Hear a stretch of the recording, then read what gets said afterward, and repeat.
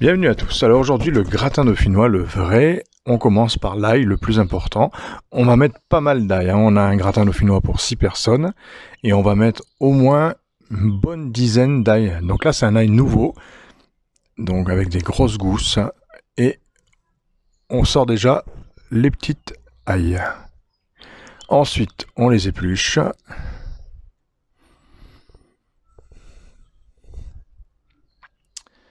C'est le plus long.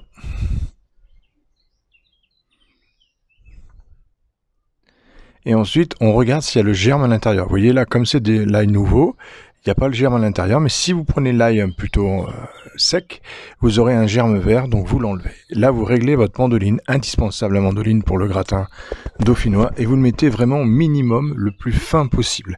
Et là, je vais couper, vous voyez, hop, des petites tranches très très fines d'ail.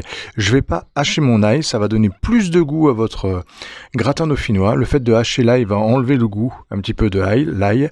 Toutes les odeurs, tout ça vont partir. Donc mettez dans votre gratin dauphinois des lamelles d'ail très fines. Donc là, quand vous coupez, si vous avez plus le sabot comme moi, vous n'allez pas jusqu'au bout, hein. Vous gardez toujours un petit bout et vous gardez que ce qui est coupé. Vous voyez, donc c'est très très fin. Et on garde l'ail comme ça, on le hache pas. On le laisse vraiment entier comme ça.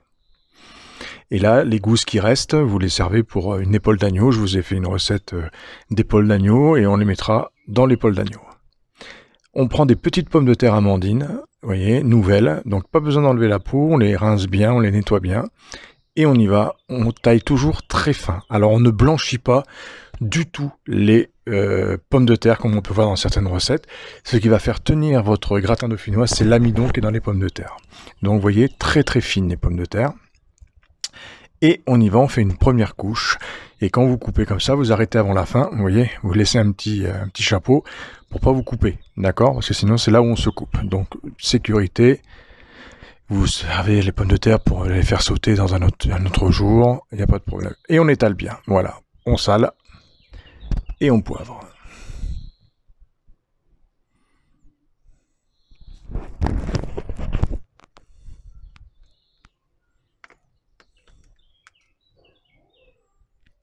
Et on poivre.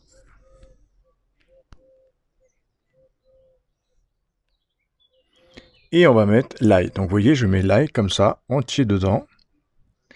Voilà, vous voyez, je le hache pas, je le mets vraiment comme ça et vous aurez une diffusion d'ail. Alors ça va être un vrai gratin dauphinois avec un vrai goût d'ail et c'est ce qu'on recherche. Et là je prends une crème, alors une très très bonne crème. Là c'est une crème fermière, 35% de matière grasse. Si vous trouvez 35, vous mettez 35. Si vous avez 30, vous mettez 30%. Mais au moins 30% minimum. Et on couvre de crème. On met pas de lait dans un gratin dauphinois, c'est la crème qui va être absorbée par l'amidon et tout. Et c'est ça qui donne le goût du gratin aussi. Donc que de la crème et surtout pas de lait, interdit. Et encore moins de fromage, on met jamais de fromage dans un gratin dauphinois.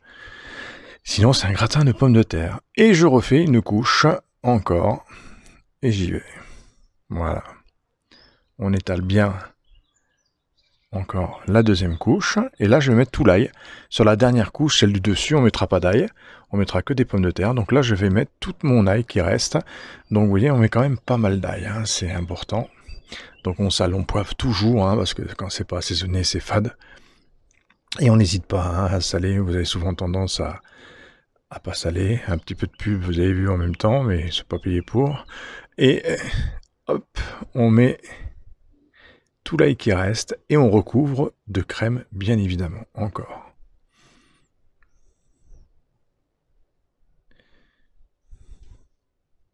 Et on fait la dernière couche de pommes de terre. Donc ça fait 3 belles couches de pommes de terre. On l'étale bien.